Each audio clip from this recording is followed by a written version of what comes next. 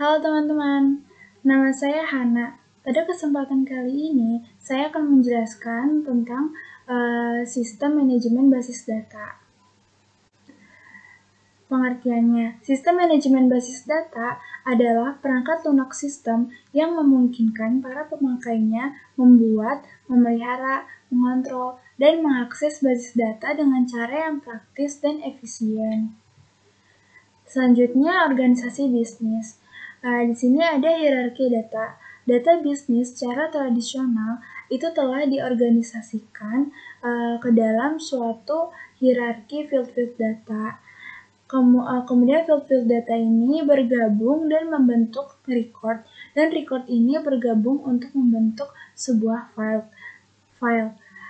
Nah, field data ini adalah unit data yang terkecil, mencerminkan jumlah data terkecil yang akan ditarik dari komputer pada suatu waktu. Kemudian record adalah suatu koleksi field-field data yang saling berhubungan, dan file adalah koleksi record yang saling berhubungan. Nah, basis data ini merupakan kumpulan dari seluruh data berbasis komputer di sebuah perusahaan. Kemudian ada spreadsheet sebagai basis data sederhana. Kolom-kolom dalam spreadsheet ini mencerminkan file-file data, sedangkan baris-baris dalam spreadsheet itu menunjukkan sebuah record. Struktur basis data relasional secara konseptual serupa dengan sekumpulan tabel-tabel yang saling berhubungan. Selanjutnya ada flat files. Flat files atau file datar ini adalah suatu tabel yang tidak memiliki kolom-kolom yang berulang. Flat files ini memungkinkan struktur basis data relasional dinormalisasi. Nah, normalisasi ini adalah suatu proses formal untuk menghapus field-field data yang berulang tanpa menyebabkan sebuah masalah. Kemudian ada field-field kunci. Ini merupakan satu field atau kombinasi field yang berisi satu nilai yang secara unik mengidentifikasi masing-masing record di dalam tabel. Kemudian ada tabel-tabel yang berhubungan. Ini merupakan tabel-tabel yang berbagi field yang sama. Kemudian struktur basis data. Di sini ada struktur basis data hierarkis. Struktur hierarkis ini dibentuk oleh kelompok-kelompok data, subkelompok, dan beberapa subkelompok lagi. Kemudian ada struktur basis data jaringan. Struktur ini dikembangkan untuk memungkinkan penarikan record-record tertentu. Struktur ini memungkinkan satu record tertentu menunjuk pada semua record lainnya di dalam sebuah basis data. Struktur yang selanjutnya adalah struktur basis data relasional. Konsep dari suatu struktur basis data ini yang terdiri atas tabel-tabel di mana relasi terbentuk secara implisit dengan mencocokkan nilai-nilai dalam field data yang sama. Ini akan mudah untuk dipergunakan dan dipahami. Selanjutnya, konsep basis data. Konsep basis data adalah integrasi logis record-record yang melintasi berbagai lokasi fisik. Ada dua sasaran utama dari konsep data. Yang pertama, pengulangan data. Pengulangan data ini akan membuang-buang ruang penyimpanan, memperlambat pemrosesan record, dan mengundang ketidakkonsistenan data. Maka dari itu, konsep basis data ini dapat mengurangi pengulangan data. Kemudian yang kedua, independensi data. Independensi data merupakan kemampuan untuk melakukan perubahan pada struktur data tanpa melakukan perubahan pada program-program aplikasi yang memproses data. Kemudian membuat basis data. Yang pertama, menentukan kebutuhan data. Di sini ada dua pendekatan. Yang pertama, pendekatan yang berorientasi pada proses, dan yang kedua, pendekatan pemodelan perusahaan. Yang pertama, pendekatan yang berorientasi pada proses, ini mengikuti langkah-langkah di bawah ini. Yang pertama, mendefinisikan masalah. Yang kedua, mengidentifikasikan keputusan yang dibutuhkan. Yang ketiga, menjabarkan kebutuhan informasi. Yang keempat, menentukan pemrosesan yang dibutuhkan. Dan yang kelima, menentukan spesifikasi kebutuhan data. Pendekatan yang selanjutnya, pendekatan pemodelan perusahaan.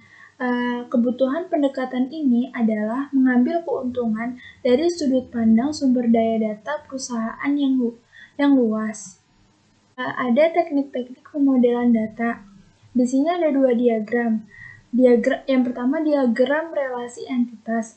Ini digunakan untuk menguraikan hubungan antara kumpulan-kumpulan data konseptual sehingga record-recordnya itu akan saling terhubung. Nah, IRD ini atau diagram relasi entitas ini adalah tingkat konseptualisasi data yang lebih tinggi daripada tabel. Kemudian ada diagram kelas. Teknik yang digunakan dalam aplikasi dan tindakan-tindakan yang terkait dengan data dapat disajikan secara grafis. Selanjutnya, menggunakan basis data.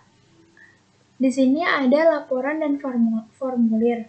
Formulir atau forms secara tipikal menampilkan satu record saja dalam satu waktu dan tidak memberikan ikhtisar data dan tidak melakukan agregasi data dari banyak tabel basis data. Formulir ini dapat digunakan untuk menambah, menghapus, dan memodifikasi record-record data. Selanjutnya ada laporan atau report. Laporan ini adalah data teragregasi dari basis data yang diformat dengan cara yang akan membantu pengambilan keputusan. Selanjutnya ada query. Query ini merupakan suatu permintaan kepada basis data untuk menampilkan record-record yang terpilih. Adapun bahasa query terstruktur atau SQL. Ini merupakan kode yang digunakan oleh sistem data manajemen basis data relasional untuk mengerjakan pekerjaan-pekerjaan basis datanya. Selanjutnya ada pemrosesan basis data lanjutan.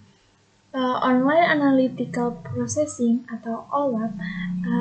Jika Anda ingin mengetahui jumlah dari seluruh nilai untuk entitas-entitas tertentu, maka OLAP akan sangat berguna. Personel basis data. Yang pertama, administrator basis data atau yang disingkat DBA.